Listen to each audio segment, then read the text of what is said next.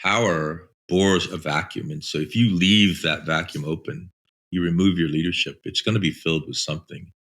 And it could just as easily be filled with tyranny by an evil person rather than leadership by someone such as yourself, who is a humble, courageous leader. You're listening to the Building a Coaching Culture podcast. If you need to compete and win in the 21st century labor market as an employer of choice, this podcast is for you.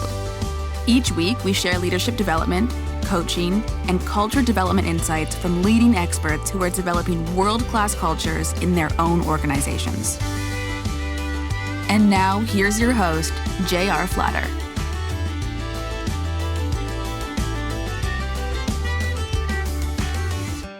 Hey, welcome back, everybody. I'm J.R. Flatter, and as always, joined by Rosalie and Lucas. Hello. Everyone. And today we're talking about power as a characteristics of your courageous leadership.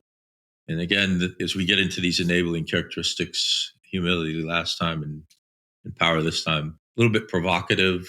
Sometimes there's some pushback, and so we'll work through all of that as we go through today. Humility was last time, just a quick review. I wanted you to journal for the week on humility, what it meant to you and your significant others together. You found a courageous leader and had a chat with them about humility and how it fitted to their life, how it influenced their leadership. And then hopefully you had a chance to meet with your coach and talk about humility and anything else that's relevant at this point in your leadership journey.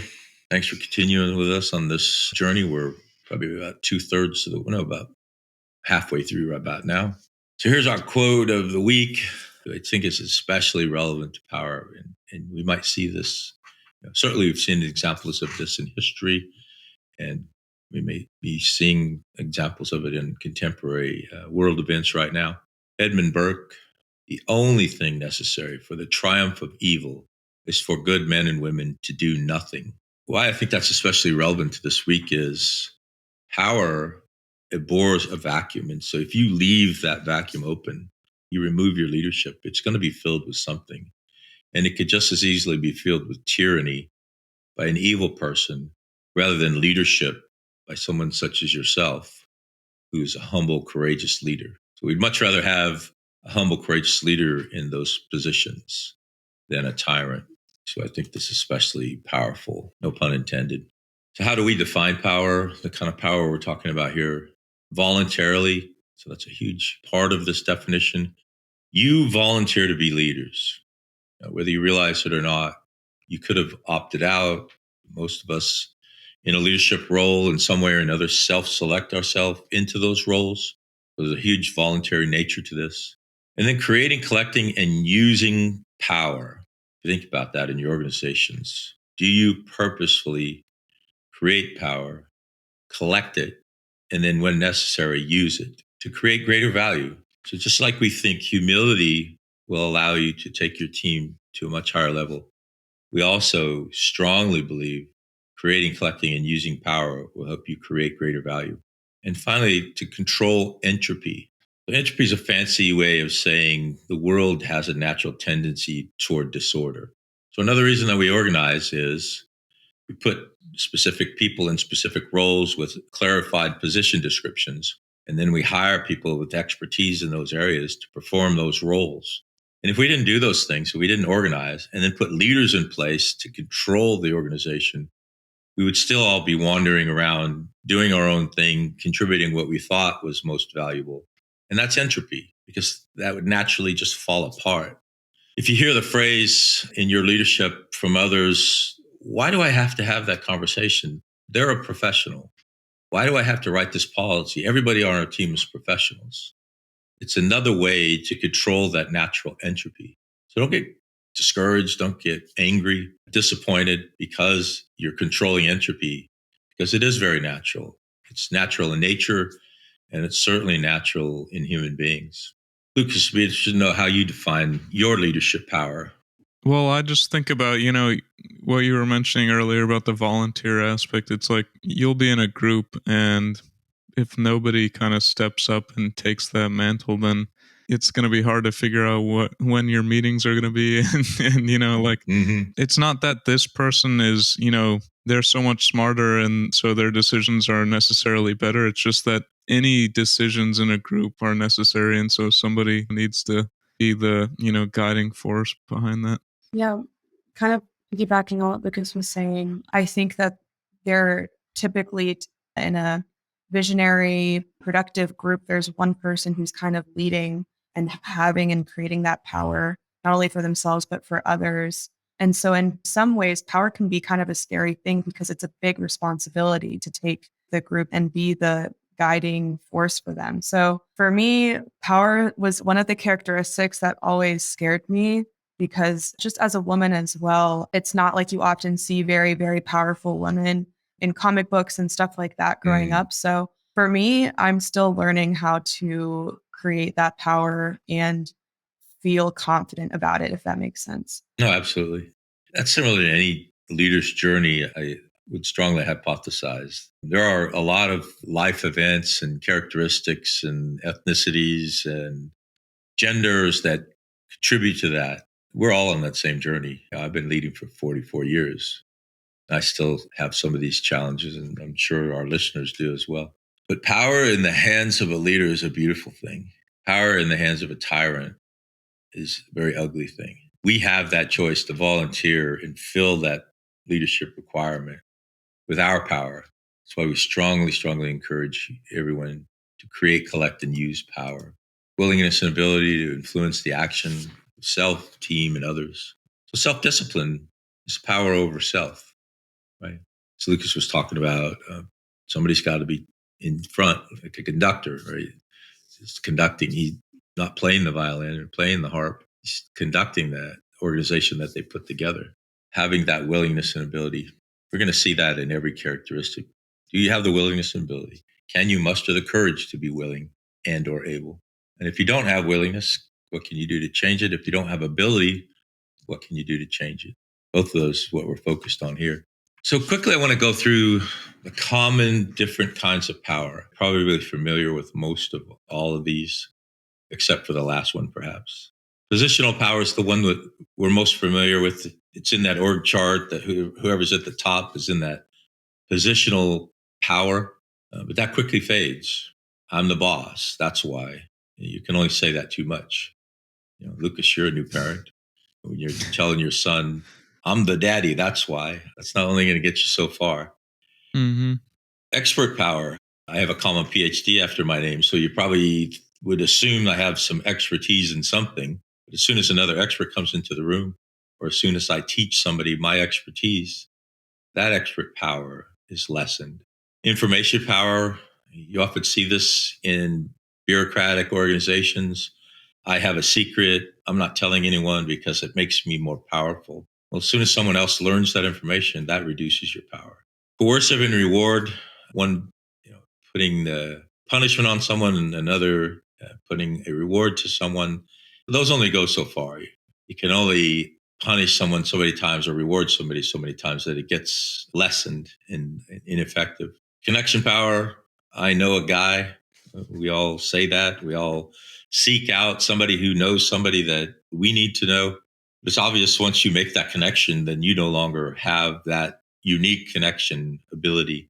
And so that power lessens. So if you want to grow your power over time and sustain it, you have to have voluntarily created what we call referent power. There are many other ways that you could say referent power, but at the end of the day, we're just saying, I follow you because I believe in you, I believe in your mission, and I want to be part of this team.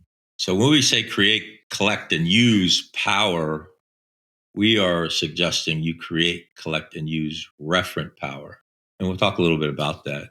Teammates, I'd be interested to hear from you, your experiences with these different kinds of power, and how are you on your journey? Yeah, I mean, I could relate a bunch of these to like personal anecdotes throughout my life.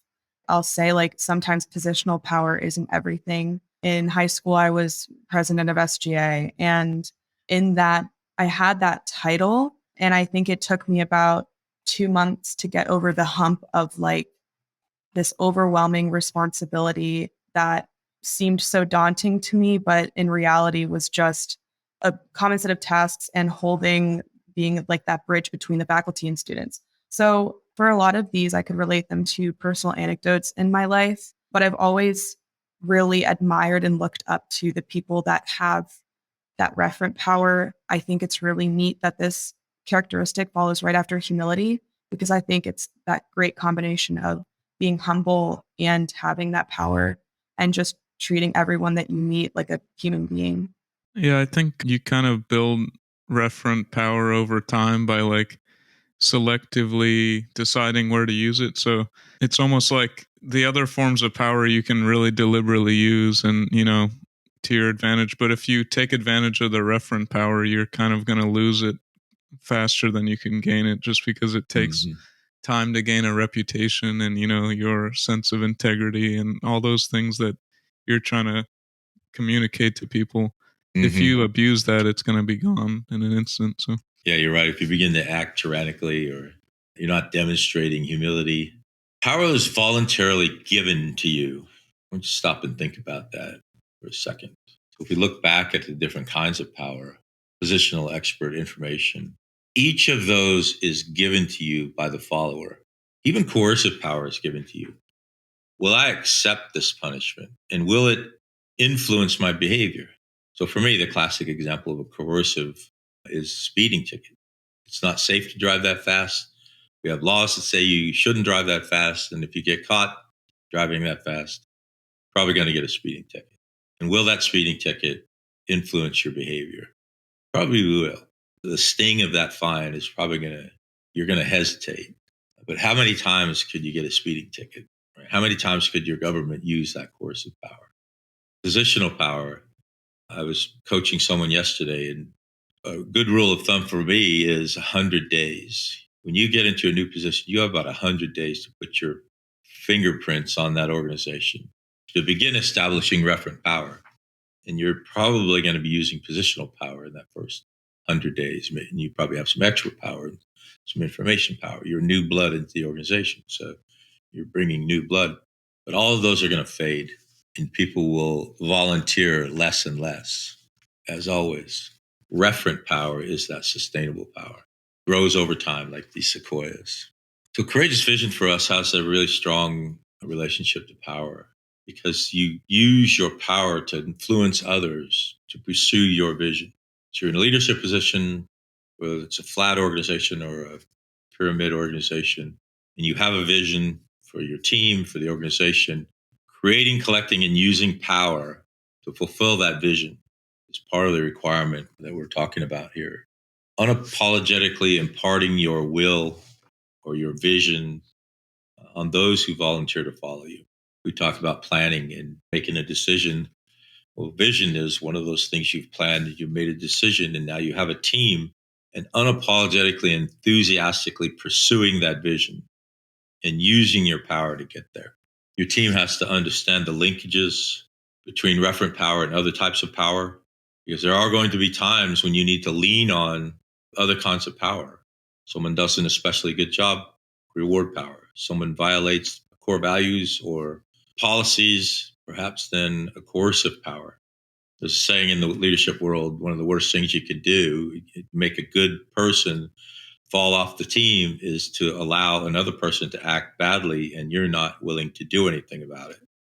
That would be a time then you would need to use your coercive power. So we voluntarily create, collect, and use power to create value, to control empathy, and to achieve personal and professional vision on behalf of those in our charge. Rosalie, you talked about this a minute ago, that what huge responsibility it is to be a leader.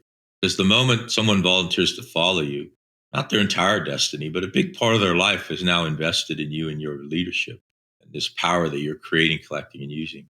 That's a huge responsibility, but one that's necessary. Just a really quick example of this Edmund Burke quote in real life today. This is a picture of Juba, South Sudan at sunrise. Juba is the newest country in the world, gained its independence in 2013, if my memory serves me, and almost immediately fell into civil war. So 11 years now. And so here we have this oil-rich nation, and through tyrannical power taking over the leadership, and another tyrannical leader fighting to gain leadership, you've destroyed this entire brand new country. I think it's just a really stark, good example of what we're talking about here today in the costs of not creating, collecting, and using power for the good. So the bottom line, I've said this a dozen times, but that's what John Kotter tells us. You want to communicate, communicate, communicate. So create, collect, and use power on behalf of yourself, your family, your team, your organization, your church, your swim team, your soccer team, whatever leadership roles you find yourself in. I had kind of a nerdy anecdote for this so in some Dungeons and Dragons games, there's like the continuum between like chaos and order and also good and evil. So you can be like a good but chaotic leader, but it's better to be like good and also ordered, So it's just like that entropy is not necessarily good or evil, but the way that you control it will be. So being deliberate about that is important. I guess depending on which power you feel like you're stepping into the most at this time of your life right now, this is a great pausing point to work on that developmental assignment and journal and kind of think about where you are, and say if it is your first 100 days and you are in that more of that positional power role and you wanting to work more towards reverent power and learning about those things, it's definitely a great thing to explore with our development assignments this week. Yeah, I'm glad you brought that up.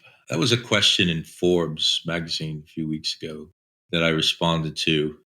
They were asking, if you're new to an organization, how do you make your footprint?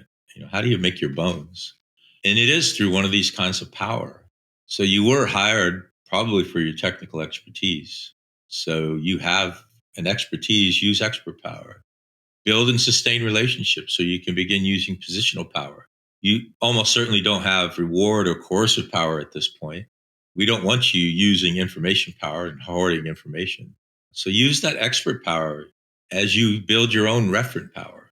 And referent power really comes to you through the demonstration of all the characteristics of the house of leadership.